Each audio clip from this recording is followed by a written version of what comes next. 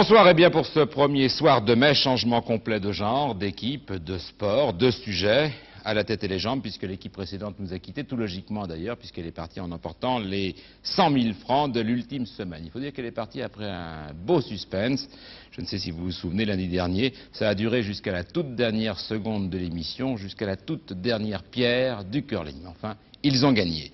Alors ce soir, on va repartir à zéro, avec un sujet tout à fait inédit pour la tête et les jambes, et je pense qu'il va vous surprendre agréablement.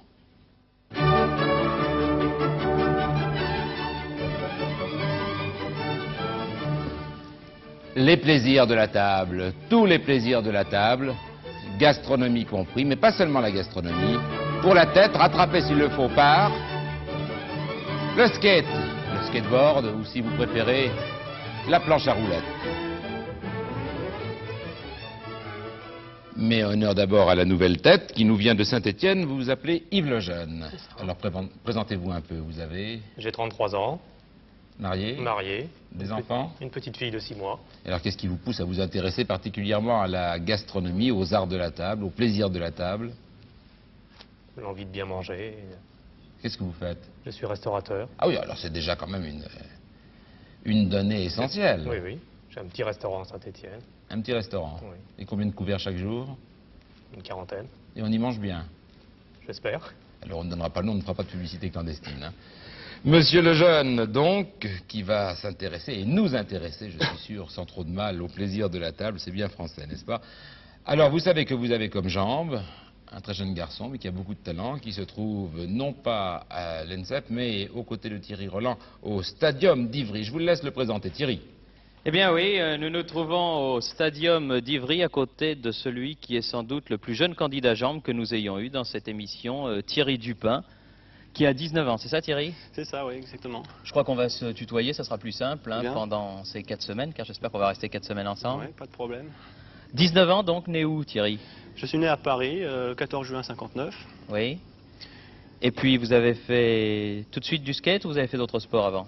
J'ai fait beaucoup d'autres sports avant et je suis resté au skate car Qu'est-ce que vous avez fait avant? Dites-moi un peu. j'ai fait des arts martiaux, de la plongée sous-marine. Oui. Et comment vient-on des arts martiaux et de la plongée sous-marine au skateboard? J'ai découvert ça tout à fait par hasard et que j'ai vu j'avais un très bon équilibre, donc ça m'est resté et ça me plaît beaucoup. Est-ce que c'est un sport d'abord? Enfin, Oui. c'est l'activité à la mode parmi les jeunes actuellement. Hein. C'est une grande mode. Oui. Tout le monde fait du skate. C'est une grande mode et à la fois un sport. Hein. Un sport très complet avec ses dangers et évidemment ses avantages. Justement, le poignet là que je vois dans le plâtre, c'est résultat du skate, ça? Ça, oui, c'était un peu de ma faute, mais enfin... Oui. Ça vous gêne pas Non, pas du tout. Pas Bon. le moins du monde, ça me gêne pas du tout. Bien, Thierry, j'espère qu'on aura l'occasion de beaucoup parler du skate et je pense, pour vous avoir vu à l'œuvre tout à l'heure, que ça devrait plaire à beaucoup de téléspectateurs. Philippe Gildas, c'est à vous. Alors, en attendant de voir Thierry, nous allons, monsieur Lejeune, en 4 semaines, 4, vous connaissez le règlement de toute façon, aborder la gastronomie, ou plutôt, plus généralement, les arts de la table. Alors, comme il se doit dans un repas bien équilibré, eh bien, nous avons décidé de diviser notre questionnaire en 4 semaines, bien sûr, mais disons 4 services pour rester dans la note ce soir. Le premier service comportant ce qu'on pourrait appeler l'ordonnancement de la table. Oui. On va dresser la table, ensuite on passera au hors-d'œuvre, toujours dans la première semaine, c'est-à-dire ce soir. Oui, d'accord. Deuxième service, la semaine prochaine, les entrées. Troisième service, ce qu'il est convenu d'appeler les plats de résistance. Oui. Et puis j'espère que nous irons jusqu'au fromage et au dessert, on ne séparera pas les deux, on ne lésinera pas. Fromage et dessert à la tête et les jambes. Mais pour l'heure, nous allons commencer par le commencement.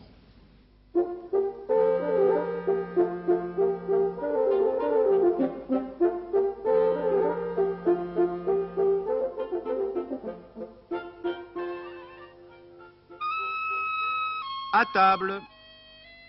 Formule magique qui réjouit les estomacs et réussit encore ce miracle, réunir la famille et favoriser les contacts humains. Qu'une table dressée constitue un spectacle de joie, c'est indéniable. Mais avant qu'elle n'accomplisse son deuxième office, devenir gastronomique et enchanter nos palais, accordons un moment d'attention à ce qui la compose, le couvert. Et tout d'abord, l'assiette. À l'origine, c'était une simple tranche de pain sur laquelle on disposait les mets.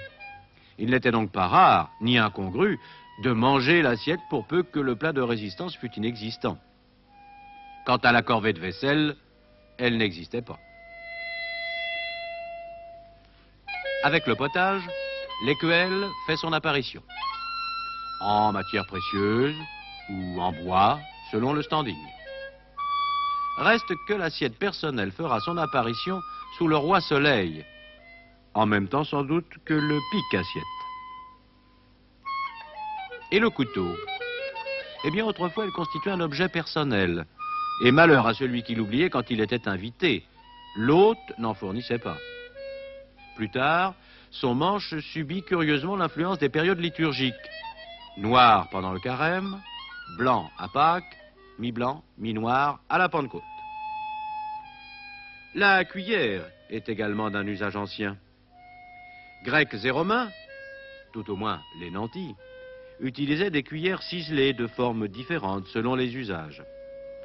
Son manche, d'abord réduit, grandira par la suite, et c'est la mode qui sera responsable de cette croissance.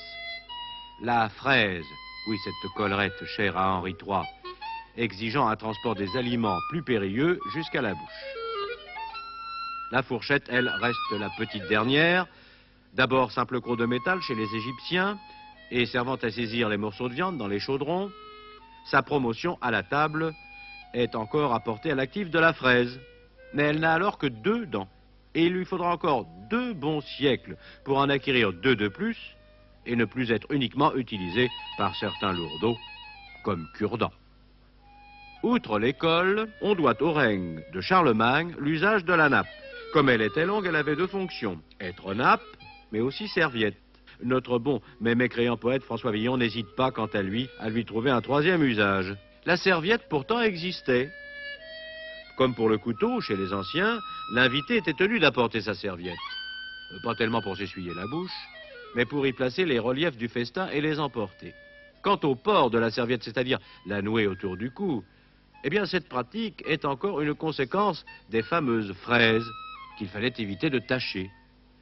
Mais elles étaient tellement volumineuses, ces collerettes, que l'on n'arrivait pas toujours à joindre les 2 bouts de la serviette.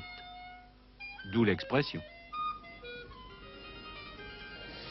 Monsieur, il y a tant de sentiments, tant de passion, tant d'ingéniosité, ou bien tant de raffinement, même dans les arts de la table, que ça a suscité d'énormes passions de collectionneurs.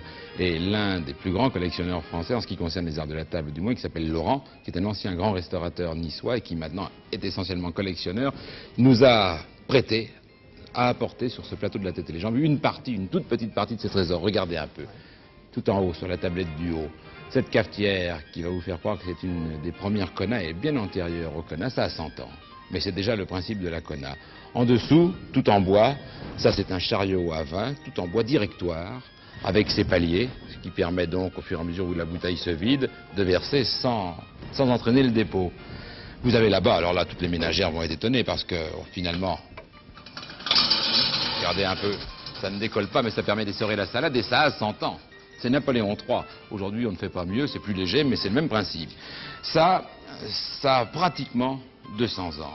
C'est une fontaine à thé qui permettait de garder le thé chaud. Avec une pincette, il valait mieux d'ailleurs, on prenait cette masse que l'on mettait dans le feu, que l'on chauffait au rouge, que l'on replaçait dans le réceptacle, et ça vous gardait le thé chaud dans cette fontaine. Regardez cet engin. C'est un instrument barbare qui vient de Londres et qui permettait de faire luire, briller les couteaux. Il y a des brosses à l'intérieur. Sur cette table, vous avez tout un ensemble de couverts que je vais vous présenter, en commençant peut-être par ce qu'il y a de plus étonnant. Ce sont ces fourchettes pour manchot que vous voyez là, pour gaucher ou pour droitier, puisqu'on peut évidemment piquer avec les dents, mais avec ce côté, c'est un couteau pour quelqu'un qui n'a plus qu'un bras. Si je vous dis que ça a été inventé, ou presque, après la dernière guerre, ça ne vous étonnera guère. Vous avez là un tout petit peu plus ancien, ça a 80 ans maintenant, c'est un très joli service à asperges. Aujourd'hui on s'en servirait peut-être pour escargot, mais pour l'époque c'était à asperges. Devant c'est tout un assortiment de coupe-œufs, pour œufs à la coque s'entend. Oui. Car ils sont différents et en même temps le principe est toujours le même. Dans le rond on mettait l'œuf à la coque, Et puis avec le couteau, d'un coup sec, on coupait, on décalotait l'œuf sans briser la coquille. Et alors ça, on en a parlé avec Roger Ducal il y a un instant, c'est cette fameuse fourchette, ou plutôt petite fourche, littéralement petite fourche, qui remonte à Henri III. Et assez mignon quand on a commencé à inventer la fourchette. Enfin, à se servir de la fourchette, puisque c'était finalement beaucoup plus ancien. Monsieur, nous avons commencé avec l'ordonnancement de la table. Nous allons rester dans ce chapitre, avec vous maintenant comme acteur, pour la première question, car c'est vous qui allez avoir à faire montre maintenant de vos talents. Alors venez. Voici une très jolie table, qu'on ne trouve que dans les très bons restaurants, hein. Ça vous donne tout de même envie de faire ensuite un excellent repas, un grand repas, comme on dit, un bon repas fin. Sur cette table fort joliment mise, je vais vous demander de regarder particulièrement les fourchettes.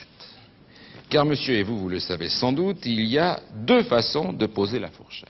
Comme vous le voyez là, dents en l'air, ou bien alors dents en bas. Les fourchettes seulement ou les cuillères aussi? Les fourchettes, les fourchettes.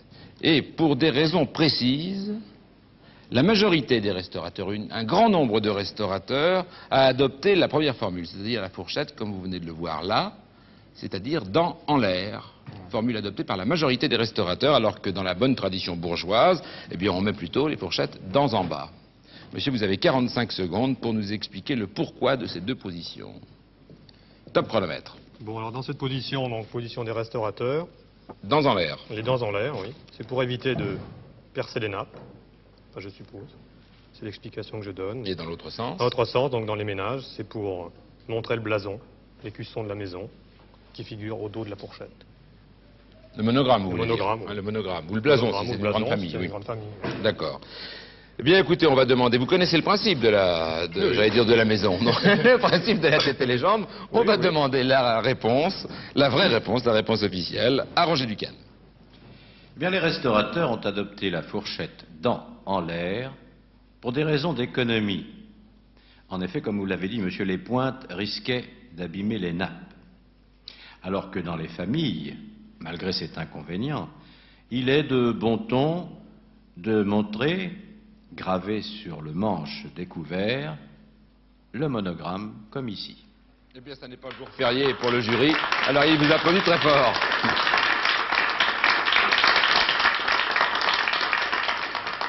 Et vous, monsieur le jeune, chez vous, on met Comme ceci. dents en l'air. Les dents en l'air, C'est oui. plus prudent, Oui. hein.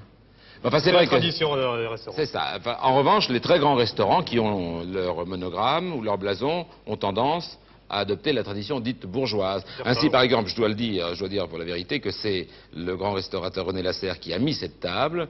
Il a donc mis pour nous et pour vous dents en l'air, alors que dans son restaurant, comme dans beaucoup de grands restaurants, c'est dents en bas tout de même, hein. Monsieur, avant d'aller plus loin, regardez bien. Sur cette table, il y a un certain nombre d'objets, et particulièrement des verres. Ce soir, devant chaque assiette, il y a 3 verres. Il pourrait y en avoir plus. Il est difficile d'imaginer que sur une bonne table, il y en ait moins. Hein, parce que c'est vrai qu'il y a tout de même un certain nombre de règles avec lesquelles on ne transige jamais, et notamment avec celle-ci, c'est qu'on ne boit pas n'importe quel vin dans n'importe quel verre. Et rarement 2 vins dans le même verre. Alors, avec vous maintenant pour la deuxième question, eh bien, nous allons continuer à parler de l'ordonnancement de la table, et plus particulièrement, vous allez vous asseoir, plus particulièrement de vin et de verre. Asseyez-vous. Sur cette table, nous n'avons laissé que les bouteilles de vin parce que c'est finalement l'essentiel. Je vous présente ces 4 bouteilles qui contiennent 4 vins très différents. Regardez bien, hein, et prenez l'habitude de bien vous concentrer lors de la présentation, c'est là où vous avez finalement le plus de temps. Les 45 secondes passent très vite. Devant vous d'abord, ce premier vin, le plus clair de tous, c'est du vin d'Anjou. La deuxième bouteille, la forme, vous l'aurez reconnue, on ne la fait pas un restaurateur, le Bordeaux. Ensuite, forme aussi classique, c'est la bouteille de Bourgogne. Et puis, je vous présente maintenant un vin blanc, c'est du Vouvray. 4 vins donc, bien vu. Eh bien, 4 verres correspondant à ces 4 vins. 4 verres, chaque verre correspond exactement à un de ces vins. Si on respecte les règles, vous m'avez bien compris, Oui. on doit pour chacun de ces vins utiliser un verre bien précis. Le Vouvray est moelleux, si je vois bien l'étiquette. Oui, c'est du Vouvray, vous voulez dire par opposition à quoi? À sec. À sec. Oui, écoutez. La forme du verre est différente. Écoutez, je vous donne vos 45 secondes, top chronomètre. Qu'est-ce que je dois faire? Alors, non, vous ne bougez pas, je travaille pour vous. Dites-moi quel Vous choisissez l'ordre d'ailleurs, si vous Avec préférez. le rosé, le plus petit verre. Le plus petit verre Oui. pour Le rosé l'Anjou. d'Anjou. Hein. Le rosé. Je pense plutôt à rosé qu'à Anjou. Perdez pas de temps. Le plus grand verre pour le Bordeaux. Le plus grand Pour verre, le Bordeaux, celui-ci. L'autre pour le Bourgogne. celui-ci pour le Celui-ci Bourgogne. pour le Bourgogne. Et l'autre pour le Vouvray. Et celui-ci pour le Vouvray. Oui, il vous reste 8 secondes et vous avez accéléré le rythme. Hein. Il ne faut pas traîner trop. Hein. 40 secondes, c'est très vite passé. Alors, monsieur, nous allons vérifier. Je me permets de vous expliquer, puisque là, nous allons utiliser l'écran de contrôle. Vous allez donc regarder sur votre écran et vous allez voir, par analogie, apparaître le verre que vous deviez mettre. Je souhaite pour vous que ce soit le même verre, n'est-ce pas? Commençons par le rosé. Pour ce rosé d'Anjou, vous avez choisi le tout petit verre. Alors regardez bien ce qui apparaît sur votre écran et vous verrez si vous avez vu juste. Je crois que c'est incontestable. C'est bien le petit verre, un peu refermé vers le haut, pas de problème. Ensuite, pour le Bordeaux, vous avez choisi le grand verre, le plus grand de tous. Vous allez regarder. Je pense qu'il y avait vraiment une telle différence entre les verres qu'il n'y a pas de doute possible, n'est-ce pas? Le voilà donc, ce grand verre de Bordeaux. Alors regardez bien. Regardez, monsieur. Je crois que vous êtes vraiment trompé. Le Bourgogne, c'est dans le verre le plus évasé de tous. On met le Bordeaux est dans le verre le plus haut. Oui, En forme. en forme mais pas en proportion. Et chez Trois Gros, on vous sert le Bordeaux là-dedans. C'est dans le verre en proportion le plus haut. C'est dans un verre oblong toujours. Tandis que là, vous avez pris vraiment une... Je me suis trompé. Vous êtes trompé. Non, mais je ne vous en veux pas. Mais je regrette pour vous. D'ailleurs, nous allons vérifier. Je pense que l'erreur, elle vient effectivement entre ces deux verres.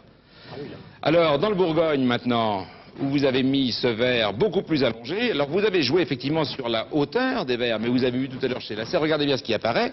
Alors, effectivement, le verre de Bourgogne est très haut. Mais proportionnellement, si on prend tous les rapports en largeur et en hauteur, le verre le plus allongé, c'est le verre du Bordeaux. C'est dommage. Alors, vérifions maintenant pour le Vouvray. Je pense que là, il n'y a pas d'erreur. Mais pour la bonne forme quand même, vous avez choisi ce verre. Et vous avez eu tout à fait raison. Monsieur Lejeune, écoutez, nous sommes en première semaine. Hein, nous allons voir les jambes. C'est très très bien sur ce plan. À vous, monsieur Dupin. Thierry Roland. Oui, eh bien, nous nous retrouvons, Philippe, au Stadium et nous allons donc voir pour la première fois à l'œuvre Thierry Dupin et je pense que ça devrait bien se passer. Alors Thierry, je précise donc la difficulté du parcours que Jacques Ruttmann a mis sur pied pour vous, qui n'existe pas hein, dans les épreuves traditionnelles de skateboard. C'est une sorte ça, ouais, de c'est petit un combiné. petit combiné qui n'existe pas encore. Très bien. Alors vous allez donc démarrer par un saut en hauteur, hein, où vous devrez franchir une barre qui, pour ce premier attrapage, sera placée à 1,07 m, qui est placée à 1,07 m. Et vous devrez donc retomber sur votre skate et franchir une certaine distance. Il y a du reste une ligne blanche au sol qui est matérialisée sans que vous perdiez l'équilibre. C'est une part de difficulté. Je précise que la hauteur augmentera de 3 cm en 3 cm au fil des rattrapages. Ensuite, vous aurez donc à effectuer un slalom. Il y a 30 plots que vous devrez éviter sans en faire tomber, car si vous en faites tomber 2, vous savez qu'il faut que vous recommenciez le tout. D'accord ? D'accord. Ensuite, nous arriverons à cette sorte de, j'allais dire de mur de la mort, non, c'est le... Comment ça s'appelle alors Ça, c'est un rampage. Un rampage. Bon, alors c'est donc un U, une sorte de U, et il y a une ligne bleue qui est matérialisée, que vous devrez franchir, je précise bien, avec les deux roues, enfin les roues arrière de votre skate. Hein. Vous devrez aller d'un côté de l'un et d'un côté de l'autre. Bien. Et ensuite, vous terminerez par un saut en longueur, qui est, je crois, l'une de vos meilleures spécialités, Thierry. C'est ça. Et vous devrez faire donc 3,20 m, et là, la difficulté augmentera de 20 en 20 cm au fur et à mesure des rattrapages. Vous êtes d'accord? Je suis d'accord. Tout va bien? Tout va bien. Bon, très bien. Ben, décontractez-vous, hein, c'est le premier rattrapage. Je vais récupérer votre micro. Voilà. Vous allez tranquillement au départ. Quand vous êtes prêts, nous donnerons avec les 3 arbitres,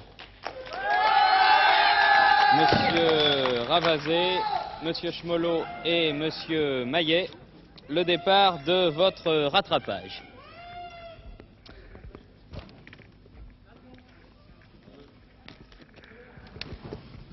Thierry, je précise que vous bénéficiez de 5 minutes pour effectuer ce parcours. Mais ça, vous le saviez déjà. Vous êtes prêts? Oui? Bon, messieurs les arbitres, monsieur Ravazé, monsieur Schmolot, monsieur Maillet, tout le monde est prêt? Très bien. Alors Thierry, quand vous voulez. Top chrono. Voilà. Alors, Thierry est parti.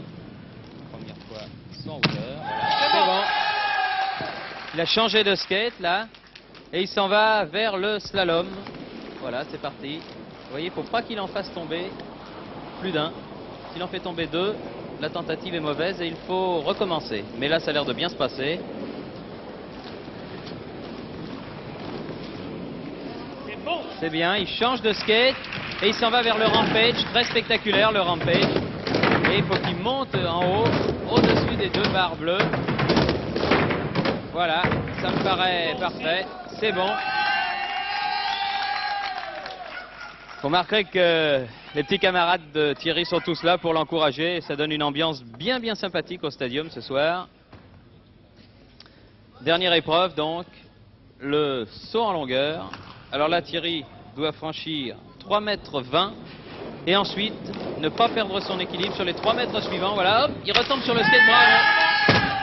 Boum. Bravo. 1 minute, 4 secondes et 5 dixièmes. Venez jusqu'à moi, Thierry. Le skate, il est complètement rentré dans les... Combien, monsieur Ravazet? Je 1 m'excuse. minute, 4 secondes et 5 dixièmes. 1 minute, 4 secondes. Eh bien, très bien. Très bien, Thierry.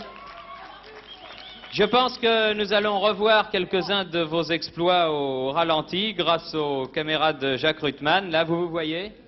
Est-ce que vous êtes déjà vu à l'œuvre? En dehors de cet après-midi, bien sûr. Non, pas du tout. Eh bien, on peut dire en tout cas que vous avez fait ce premier parcours d'une façon extraordinaire, que tout s'est très bien passé, que vous avez dû mettre votre partenaire en confiance. Voilà, on vous voit là au rampage.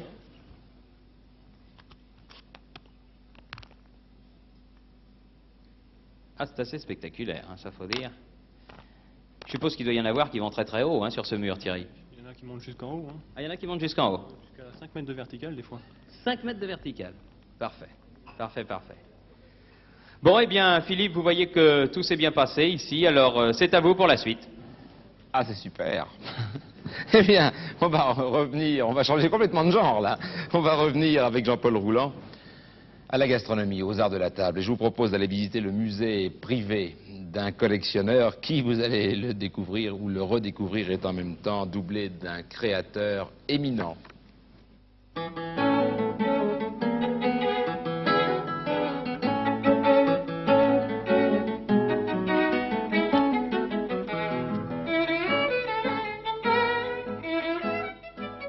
Il s'agit d'un ragoût d'agneau. Et puis 4 épices vont intervenir. La moutarde noire, en premier lieu, le cresson sauvage, le cresson de fontaine, le cumin et la safétida. La safétida qui est une résine qui est connue depuis les temps les plus anciens. Enfin, au tout dernier moment, nous ajouterons des graines de courge qui ont été épluchées et émincées. Naturellement, nous mettrons également du sel.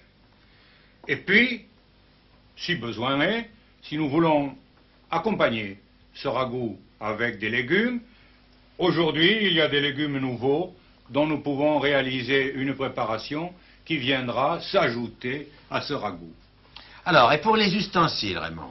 Eh bien, chère Catherine, pardon, cher Jean-Paul, eh bien, il faut une cocotte, Oui.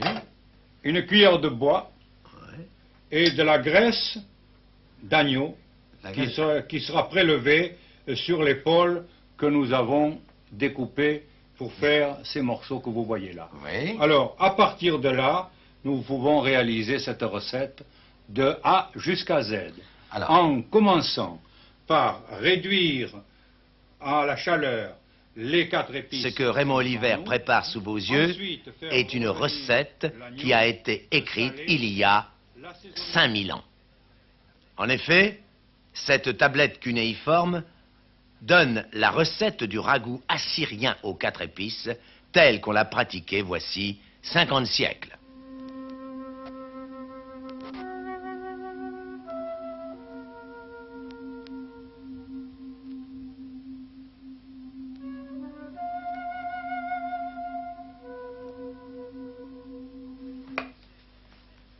En plus d'être le maître queux que l'on sait, Raymond Oliver est un maître ès-cuisine qui sait mitonner une bibliothèque que l'on peut qualifier d'unique au monde. Voici le Vatel. Ah. C'est le seul document sur Vatel que nous ayons, qui soit parvenu jusqu'à nous. C'est son écuyer tranchant, 1665. Alors là, il y a la découverte de son portrait. C'est le seul portrait de Vatel que l'on ait.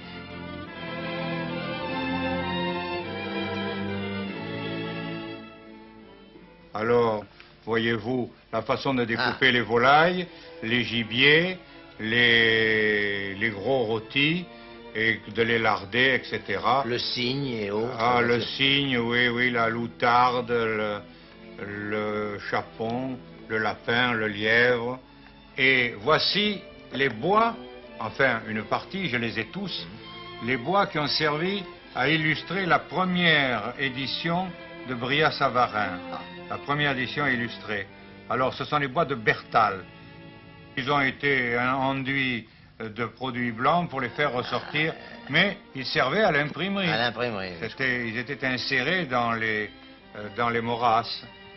Et puis, voilà le dictionnaire de cuisine d'Alexandre Dumas. Eh oui. Mais c'est l'exemplaire d'Alphonse Lemaire, son éditeur.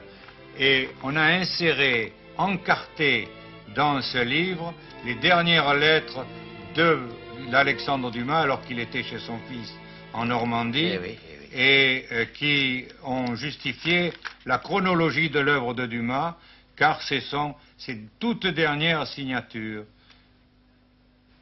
Et voici l'heure de la dégustation. Notre ami Robert Courtine s'est joint à nous pour goûter ce ragoût assyrien à l'ancienne, on pourrait dire à l'antique. Alors, monsieur Courtine, allez-y. À vous l'honneur, hein. Tirez le premier. Oui.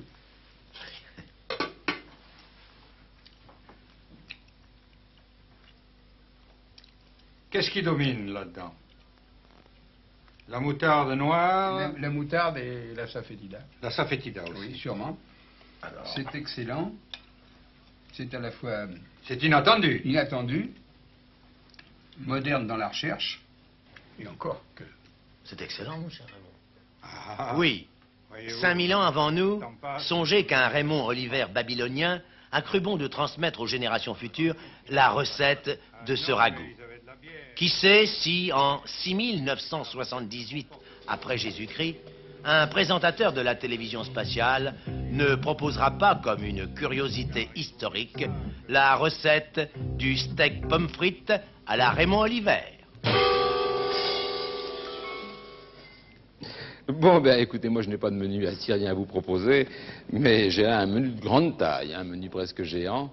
Il est peut-être pas très léger, mais enfin, le problème n'est pas là. Ce qui nous intéresse, vous allez voir, c'est le vin. Regardez bien, sur mon menu, il y a d'abord en haut, comme entrée en matière, des cochonailles. Et cette grappe de raisin que vous voyez, elle appelle le vin dont nous allons en parler très rapidement. Ensuite, toujours sur ce menu, une bonne matelote, avec toujours son vin en attente, sa grappe de raisin plutôt en attente. Après la matelote, vous passez au plat de résistance, qui est tout bêtement le rôti. Et dernier élément, ça n'est pas une surprise, c'est le fromage, en fait, dans les circonstances, c'est du comté. Vous avez bien vu les 4 éléments de façon précise, n'est-ce pas? Eh bien, ces différents plats s'accompagnent de vins plus ou moins capiteux. Et c'est pourquoi je vous propose 4 vins, en vous disant que ces 4 vins s'accordent, chacun d'eux s'accorde plus particulièrement à l'un de ces plats. Alors, je préfère prendre mes précautions par rapport à tout à l'heure. Je sais qu'il y a tellement de goûts et tellement de couleurs. Nous avons choisi l'ordre habituel, les goûts habituels, les goûts les plus classiques, avec un jury. J'espère qu'il n'y aura pas de contestation. Je vous les présente, ces 4 vins. Un Bourgueil, d'abord. Ensuite, un Château Chalon. Un Cornas. Et enfin, un Crépi. Je pense qu'ils sont quand même assez différents les uns des autres. Hein, oui, ça il y a devrait... un petit doute. Voilà. Il y a un petit doute, il n'y avait pas de difficulté. Non, mais des cornasses, il y en a des blancs, il y en a des rouges. Non, là c'est un cornas rouge. Hein. Un cornas rouge. Bon, eh bien, monsieur, vous réassociez. 45 secondes, top chronomètre. Bon, avec les cochonailles, je mettrai le crépi. Un blanc sec. Avec la matelote, le Bourgueil. Le cornas avec le rôti. finirai avec le Château Chalon qui... Il n'y a plus le choix. Hein. Non, non, j'ai plus le choix. J'ai oublié de vous demander, c'est pas un restaurant végétarien chez vous? Non, non, non, non, on mange, on boit. D'accord. De la viande, il y a des vins. D'accord. Bon, vous aviez largement votre temps, vous ne voulez pas changer là? Non. Vous ne quittez pas votre Problème. marque, surtout que tout le monde joue en même temps que vous. Eh bien, monsieur, nous allons vérifier. Alors là, c'est très facile, puisque finalement, ces grappes de raisin que je vous ai montrées dès le début, elles cachaient la vérité. N'est-ce pas? Vous m'avez dit un vin blanc sec, c'est ça pour le crépi. Vous êtes sûr que c'est un vin blanc sec? C'est ce que je ferai. Vous êtes sûr que c'est un vin blanc sec, le crépi? Ah oui, sûr. Exact. Et d'où? De Savoie. De Savoie, Bord oui. du lac. C'est un fendant français, quoi.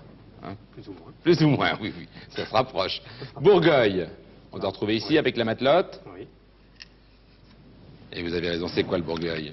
C'est un vin rouge, de Loire. De Loire, léger quand même. Hein? C'est léger. Léger. Cornas. Côte-du-Rhône.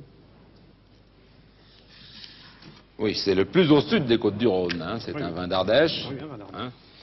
Pas loin du Châteauneuf-du-Pape, géographiquement. Alors, monsieur, il n'y a pas de problème, là? En principe, non. Principe, non. Pour le comté, nous vérifions quand même. Monsieur, bravo.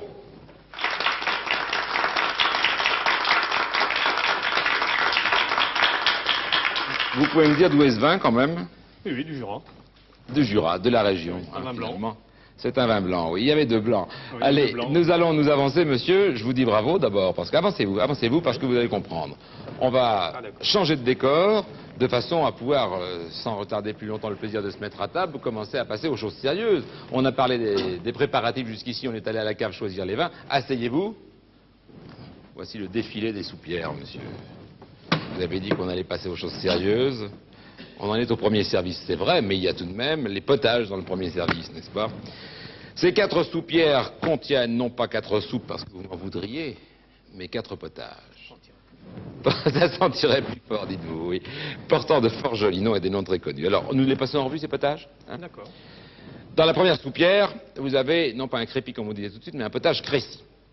Ensuite, le deuxième potage non connu, alors là, le Dubarry. Troisième soupière, potage preneuse, et peut-être le plus connu de tous ces noms, ça n'est pas toujours un potage, ça peut être autre chose, mais là c'est le potage soubise. C'est bien vu. Bien vu. Eh bien, monsieur, à la base de chacun de ces potages, mais vous, le restaurateur, vous le savez sans doute, à la base de chacun de ces potages, il y a un légume qui domine, disons, dans chacun de ces potages. Les 4 légumes sont là. Je vous les passe rapidement dans l'ordre, du chou-fleur à l'oignon, au navet et aux carottes. Monsieur, en 45 secondes, vous mettez auprès de chacun de ces potages le légume qui domine. Top chronomètre. Bon, alors, pour le soubise, c'est l'oignon. Vous commencez à l'envers. Commence hein, à devant l'envers. moi, Oui, oui. l'oignon dans le soubise. Pour le freineuse, c'est le navet. Le navet Et pour la suivante. pour freneuse dans le l'avant-dernier, on va remonter. Du baril, c'est le jus chou-fleur. Le chou-fleur dans le deuxième. Et les carottes. Un potage créci. Qui sont cuites, j'espère. En principe, En principe, oui. avec la cuisine moderne, on sait jamais. Ah bon, vous n'avez pas la nouvelle cuisine? Si, si. Si. Rien à ajouter? Non. Pas de doute, on arrête là, Aucun on doute. enchaîne aussitôt. Eh bien, monsieur, la vérité, elle est dans la soupière, car on a fait la cuisine avant que vous n'arriviez. Ça va vous surprendre, ça vous étonne, hein? Regardez bien. Il suffit de soulever le couvercle et vous allez être surpris, vous allez voir apparaître le légume, mais je souhaite qu'il soit le même que vous, regardez. Pas très cuit, hein, faut bien dire, mais c'est des carottes, c'est l'essentiel pour vous. Donc, récit à base de carottes, c'est vrai. Il y a beaucoup de feuilles. Beaucoup de feuilles, oui. Je suis sûr de les reconnaître. Du baril, vous l'avez fait à base de chou-fleur. Non. Vous n'avez pas de doute? Non. Eh bien, vous aviez raison. Donc, on voit la 2 sur 4 déjà. S'il y a une erreur, c'est maintenant. Le dernier risque. Freneuse à base d'oignon. Non, non, Pardon, à base de navet. navet. À base de navet, excusez-moi. Alors, monsieur, bravo, parce que je vais vérifier quand même, avant de vous applaudir, mais dans le dernier soubise, c'est bien de l'oignon. Vous avez ça au menu chez vous? Non. On fait pratiquement plus de potage maintenant. On ne mange plus de soupe? Non. Sauf populaire, quoi. Monsieur, on va faire un peu d'histoire gourmande maintenant, puisque nous allons ensemble revivre ce soir l'existence d'un excentrique doublé d'un grand gastronome.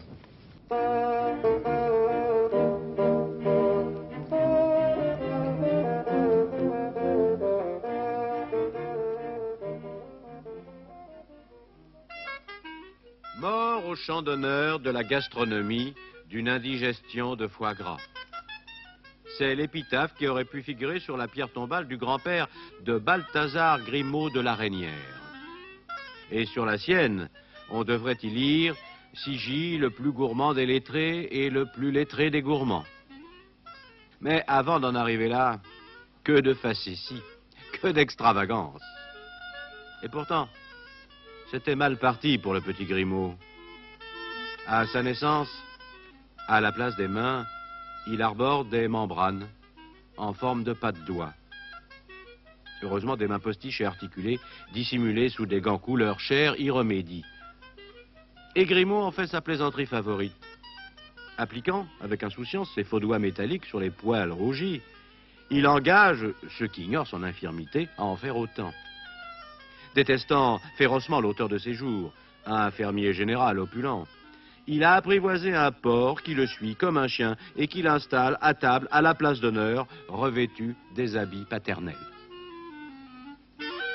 Faisant croire à son décès, il convie ses amis à un dîner enterrement autour de son cercueil, dont il émerge au milieu du repas. Aux amis de ses parents, il adresse des poudres et cosmétiques qui leur provoquent des démangeaisons intolérables. Alors, là, de toutes ces frasques, Papa Grimaud fait interner son fils à l'abbaye de Domeur. L'abbaye de Domeur, c'est l'abbaye des gourmands. Et Grimaud y découvre le plaisir de la bonne chair. C'est une révélation. Ruiné par la Révolution, et comme il faut bien vivre, il trouve la célébrité en publiant l'Almanach des gourmands, chronique culinaire spirituelle émaillée de pensées impertinentes du style redoutez-vous une salière renversée et le nombre 13? Le nombre n'est à craindre qu'autant qu'il n'y aurait à manger que pour 12. Et c'est un succès. Et du coup, en bon opportuniste qu'il est, il invente la publicité alimentaire en décrivant et conseillant les hauts lieux de la gastronomie. Mieux, il crée un jury dégustateur chargé de goûter et juger les plats préparés par les restaurateurs. Il y a de l'étoile dans l'air et pour les participants, Grimaud en tête, l'occasion de fabuleux gueuletons. Comment mourut cet homme astucieux? À 84 ans, à l'issue d'un dîner de réveillon. Eh bien, sans perdre de temps, monsieur, la cinquième question, elle concerne ce jury dont on vient de parler. Fondé en 1803, le jury dégustateur apporta dès 1806, c'est-à-dire 3 ans après sa création, un aménagement à la rigoureuse réglementation de ses assemblées. 45 secondes pour nous dire quel aménagement. Top chronomètre.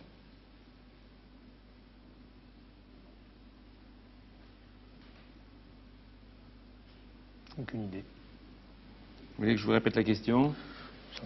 Si vous voulez. Mais... Le jury dégustateur qu'a fondé la Reynière en 1803 a apporté en 1806 un aménagement à la réglementation très rigoureuse de ses assemblées, lequel? Au hasard. Vous ne savez pas d'avance le nom du producteur, ou enfin, la nature du produit, la provenance du produit. Enfin, je n'ai pas vraiment d'idée. Non, mais vous tentez donc... Je tente ça. Dégustation à l'aveugle. Dégustation à l'aveugle. Eh bien, Roger Ducane. Jusqu'en 1806, le beau sexe n'était pas admis au repas. Et à cette date, les dames purent y assister, sans pour autant avoir le droit de participer au vote. Elles pouvaient toutefois donner leur avis, à condition, bien entendu, qu'on le sollicitât.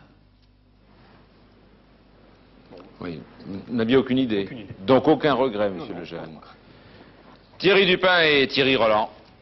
Eh oui, les deux Thierry, Philippe, le prénom de l'élite. Eh bien, Thierry Dupin se trouve là-bas au départ. Alors, je demande à monsieur Maillet. Monsieur Maillet, on est bien passé de 1,7 m à 1,10 m. Oui? Bien, du côté de monsieur Schmolot, on a bien augmenté de 25 cm. Parfait.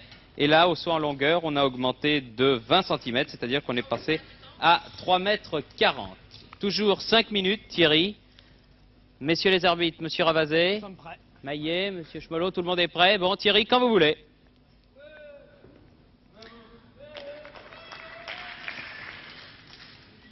Deuxième rattrapage, donc, de Thierry Dupin ce Top soir. chrono. au stadium. Et d'abord 1,10 m à franchir en hauteur. Voilà qui... C'est bon. C'est bon. Juste de l'autre côté de la ligne blanche, il a perdu son équilibre, donc c'est bon. Et il entame son slalom.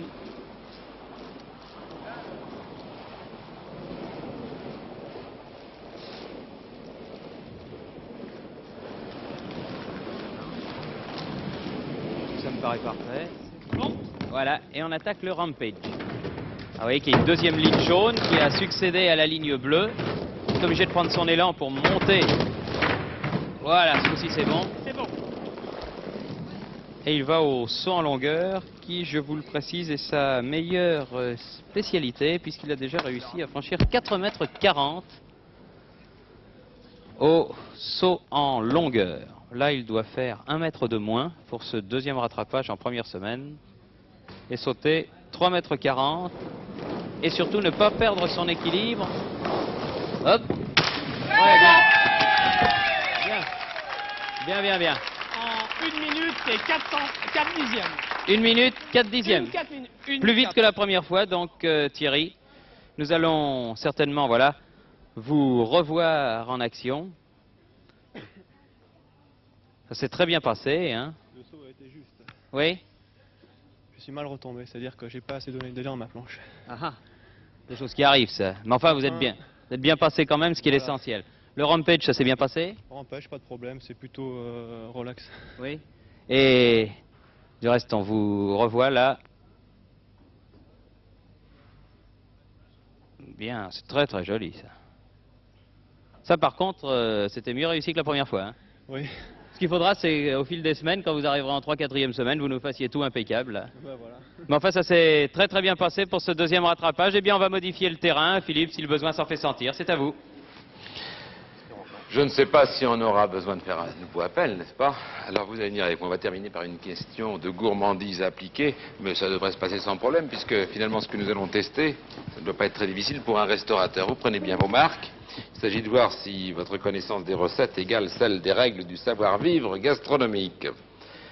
Monsieur, je ne vous demande pas vraiment d'être cuisinier, mais avant d'être cuisinier, il faut d'abord savoir bien choisir ses produits. Il faut faire son marché. Alors, vous avez devant vous 2 paniers, car je vais vous demander d'aller au marché de façon à rapporter les produits qui servent à confectionner cette fameuse bouchée à la reine, si chère à la reine Marie Lesinska, c'est-à-dire la femme de Louis XV, la reine de France, n'est-ce pas? Donc, allez au marché chercher les produits qui entrent dans la composition de la bouchée à la reine Marie Lesinska. 2 paniers donc, celui du bas est vide, c'est à vous de le remplir. Celui du haut contient les véritables ingrédients, mais on en reparlera tout à l'heure. On passe en revue les produits? Oui. Alors, commençons par le bas, si vous voulez bien. Vous avez là la possibilité de ramener du marché du blanc de volaille, du jambon blanc, ou encore au rayon du veau, langue ou riz de veau, ou au rayon de l'agneau, puisque finalement nous sommes éclectiques, riz d'agneau ou cervelle. Des champignons, il en faut, morilles, truffes. Enfin, la sauce qui accompagnera le tout, sauce suprême ou sauce béchamel. Et même la sauce, on est censé la trouver sur le marché. Non, non, j'ai bien dit celle qui accompagnera le tout. Je ne vous ai pas dit qu'il y avait des conserves ni des petits pots tout faits sur le marché. Le problème, maintenant vous avez compris, c'est un jeu. Il s'agit pour vous, par groupe de 2, de me choisir dans chaque groupe de 2 le bon produit. Faites bien votre marché, faites bien votre choix hein, pour la sauce ensuite. Top chronomètre donc, monsieur. Alors, Bon, il faut du blanc de volaille. vous ne... Non, on met On essaie d'aller dans l'ordre, mais comme vous voulez. Hein, je commence par en bas, le blanc de volaille. Vous commencez par en bas. Oui, parce que la sauce, on fait la liaison. D'accord, alors, Blanc de volaille. blanc de volaille, ne perdez pas de temps. Du riz de veau, Riz de veau, de la cervelle d'agneau, vous êtes dans les temps, jusqu'à la moitié. de la truffe De la truffe, vous voulez pas des morilles. et de la sauce suprême. C'est ça. Sauce suprême, oui. Ça, vous préférez ça aux questions d'histoire? Non, j'ai un petit doute quand même. Sur quoi? Puisque c'est la dernière question, restez bien dans vos marques, hein, qu'on puisse jouer un Pour peu. l'agneau, j'hésite entre le riz et la cervelle. Eh bien, monsieur, nous allons vérifier. Puisque je vous l'ai Je dit, préfère la cervelle. la réponse est dans le panier. Sauce suprême, vous avez dit, n'est-ce pas? Oui. D'accord. La différence avec la béchamel? Il y a la crème et des œufs. Et pas dans la béchamel? Non, non. Je suis pas restaurateur, Non. moi. Des truffes. Vous demanderez à M. Courtier. Des truffes. Cervelle d'agneau, vous avez un doute? Un petit doute. Oui. Je pense que c'est de la cervelle. Et vous aviez raison d'avoir un doute. On verra pour la suite. On va vérifier pour les riz de veau. Peut-être aurez-vous moins de regrets, mais là vous aviez raison. Ça m'étonne qu'il y ait 2 fois du riz, c'est tout. Et pour le blanc de volaille, Pas de problème. pas de problème. Et c'était la bouchée de la reine Marie Lesinska. C'est vrai que depuis, il se peut qu'on ait apporté, mis même des escargots, j'en ai vu moi récemment, mais... Vous les boucher à la reine. Hein? Alors je crois, Thierry Roland, que l'autre Thierry va devoir faire une démonstration. Bien, oui, oui. Ah, mais vous savez qu'ici, on est tout à fait bien réglés, les assistants de Jacques, nos amis machinaux, tout le monde modifie le terrain à vitesse grand V. Enfin, tout est en ordre. Vous pouvez constater, monsieur Ravazé, que le sautoir en longueur a été 3,60 et modifié. 6,60 au deuxième trait. 3,66, 62e trait. Monsieur Schmolo, en ce qui concerne le rampage, il y a une... Tout va bien. Monsieur Maillet, on est passé à 1,13 m. Bien. Eh bien alors, messieurs les arbitres, est-ce que vous êtes prêts? Nous sommes prêts. Les trois, tout va bien. Bon Thierry, quand vous voulez, vous avez donc 5 minutes pour effectuer ce qui sera de toute manière le dernier rattrapage de cette première semaine. Top chrono. Voilà, c'est parti. 1,13 m. Ah là, il est. Ouais, c'est bon. Très bien sauté, mieux que tout à l'heure. Bon. On attaque le slalom.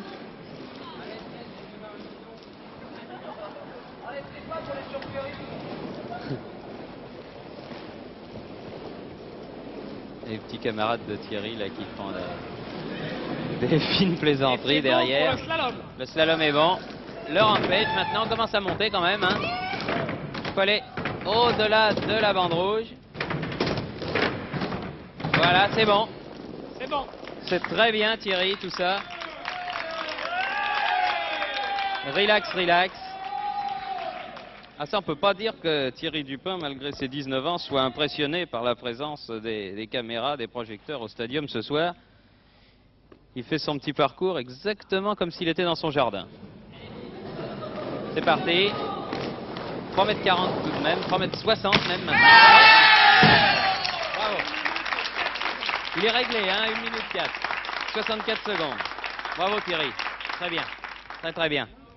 On va regarder un petit peu ce que Jacques Ruttmann va nous envoyer, là, quelques-unes de vos épreuves là au ralenti. Ah oui, là, parfait. Échauffé. Hein? J'étais quand même échauffé à la fois d'avant, alors Ah bon? c'était beaucoup mieux. Ah bon, il faut souhaiter que vous n'ayez pas quand même trop à être échauffé, parce que c'était quand même votre troisième rattrapage. Je pense que tout s'est bien passé. Voilà encore un ralenti là que nous envoie Jacques Ruttmann. Thierry.